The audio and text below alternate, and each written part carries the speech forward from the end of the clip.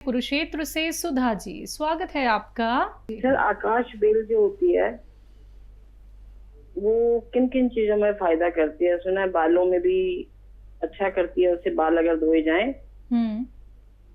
तो एक बार मैं जा रही थी तो मैंने देखा पेड़ पे बेल लगी हुई थी, बहुत साल पुरानी बात है। मुझे बड़ी अच्छी लगी, लाइट मतलब ग्रीन ग्रीन सी पतली पतली सेवियां सी होती, मैंने ला के अपने पेड़ों पर डाल दी। तो अगले दिन माली आया, कहने लगा ये तुमने क्या कर दिया बीवी जी, ये तो सारे पेड़ों इससे जो है ना, ये इनकी अपनी तो कोई होती नहीं है जड़, और इनकी जो है ना खुराक यही पेड़ों से ले लेंगे, सारे पेड़ खराब हो जाएंगे। क्योंकि चीकू अनार वगैरह के इस तरह के पेड़ थे, मुझे अच्छी लगी थी, मैंने डाल दी। वो बढ़ती भी गई वो बहुत ज्यादा। और उसने उतार के फेंक दी। और मुझे किसी ने बताया था कि इससे बाल दो तो बाल बहुत अच्छे हो जाते हैं। तो सर एक तो ये बताइए इसके फायदे मतलब क्या क्या हैं, और कुछ कर सके। आकाश बेल का बाल धो हाँ, सकते देखिए हैं। ये दुनिया की अजीब बेल है जिसे आकाश बेल कहते हैं। और कुदरत ने, भगवान ने भी क्या क्या बनाया है कि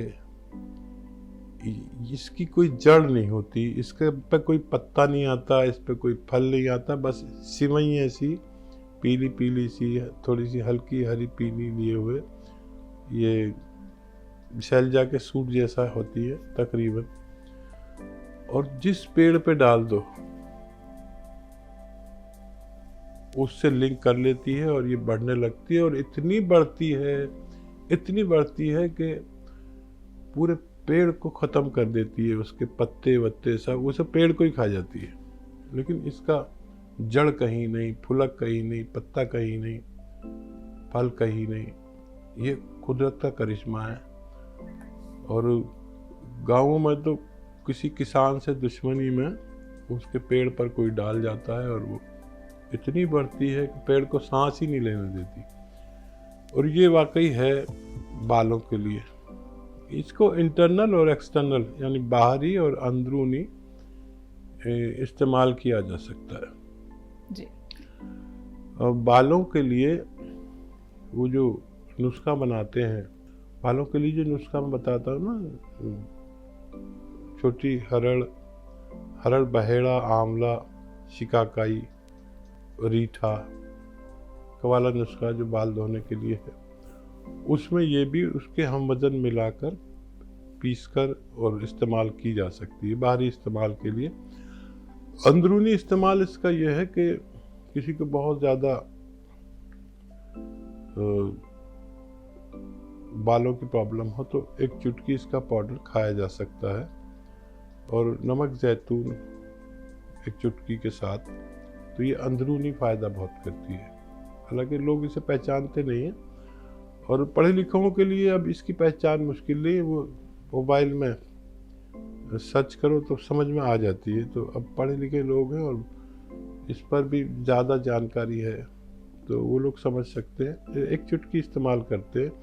ये दिमाग के लिए, बालों के लिए और आँखों के लिए एक चुटकी इस्तेमाल होती है। दिन में 1 बार या 2 बार नमक जैतून के पानी से इस्तेमाल करना चाहिए जी।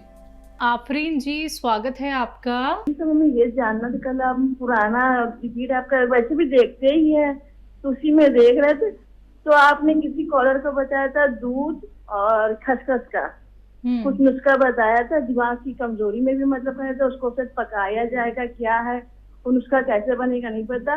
मतलब अब आपसे पूछ रहे हैं, उसको खीर बना के आपने बताया था, फिर बनाया जाएगा, क्या है वो, कैसे बनेगा। उर्दू चैनल पे आपने बताया था, सविता मैम के साथ थे, और वो कैसे बनेगा। और वो जो नुस्खा आप जानना चाहते हैं वो ये है कि तकरीबन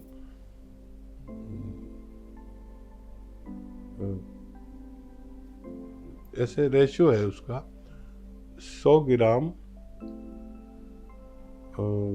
खसखस और 1 लीटर दूध, ये रेशो है।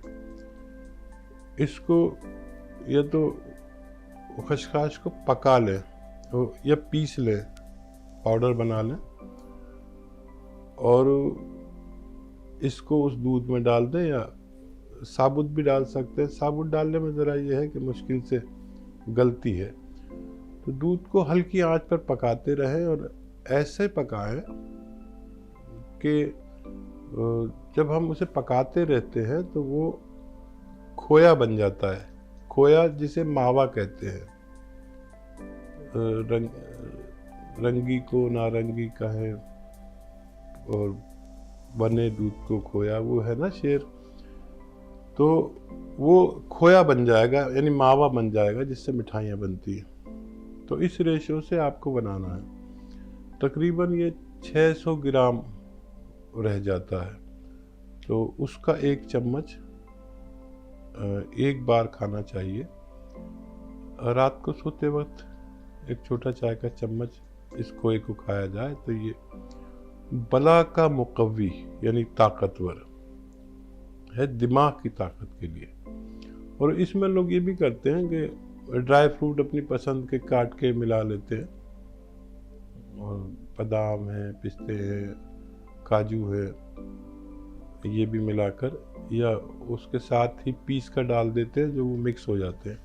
तो 1 चम्मच खुराक है, दिमाग की खुराक है, आप भी ले सकते हैं। जी। दिल्ली से हैं रजनी जी, स्वागत है आपका। नमस्कार मैडम। जी नमस्कार मैम। नमस्कार सर। जय हिंद रजनी जी, स्वागत है आपका। सर मैंने ना आपसे कुछ दिन पहले बात करी थी, तो मेरे को आपने जैतून नमक का और ये अलसी और ये क्या बोलते हैं धनिया और ये सौंफ इसका सारा चूर्ण मिला के आपने मेरे को कहा था कि गोंद इससे जैतून नमक से लेना, ठीक है सर। तो सर मैंने वो मंगवा लिया है। मेरे को एक प्रॉब्लम और बतानी थी। मेरे को नसों की प्रॉब्लम है, बहुत ज्यादा सूजन है उनमें और दर्द है, और पैरों में भी बहुत दर्द है, मैं चल नहीं पाती। और ये प्रॉब्लम है। और दूसरी प्रॉब्लम ये है कि मेरा यूरिन जो है लीकेज हो जाता है। तो जैतून नमक तो मैंने मंगवा लिया, ऑर्डर कर दिया है जी। तो इनके लिए क्या करूं मैं, और उसके लिए बताओ जरा सर मुझे।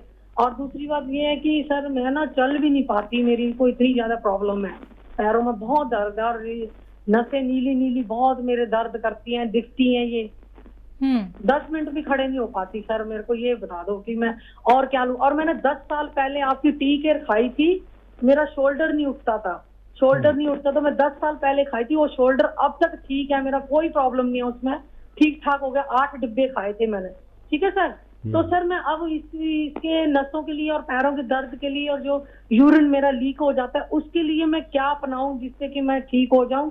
और जैतून का सिरका जो आपने पेट के लिए, फैटी लीवर के लिए बताया था, वो तो मैंने ऑर्डर कर दिया। इसके लिए बता दो मुझे, ये पैरों में दर्द और ये नसें दर्द करती हैं और यूरिन मेरा लीकेज हो जाता है, क्या मैं टी केयर लूं या कोई और नुस्खा लूं? ठीक है मैम। 10 साल पहले टी केयर खाया था, और ये टी केयर ही खाना है आपको। कम से कम 1 टाइम, ज़्यादा 2 टाइम खाने के बाद दूध या पानी से टी केयर इस्तेमाल करें। ये आपके नसों और जोड़ों का इलाज है। ये कंधे का भी इलाज है, ये घुटनों का भी इलाज है, ये नसों का भी इलाज है। तो आप ये तो लेना शुरू कर दें। लेकिन पेशाब की लीकेज के लिए एक आता है गोंद चिलगोजा। चिलगोजा एक ड्राई फ्रूट है, उसका गम है गोंद। 1 चुटकी गोंद चिलगोजा रोजाना बस 1 बार खा के पानी पी लिया करिए। ये पेशाब जो रुकता नहीं है, लीकेज होता है, बार बार आता है, कंट्रोल नहीं होता है, इनके लिए एक अच्छा रॉ मटेरियल है। जो भी रॉ मटेरियल बताऊं लेना असली, तभी आपको फायदा मुमकिन है। जी।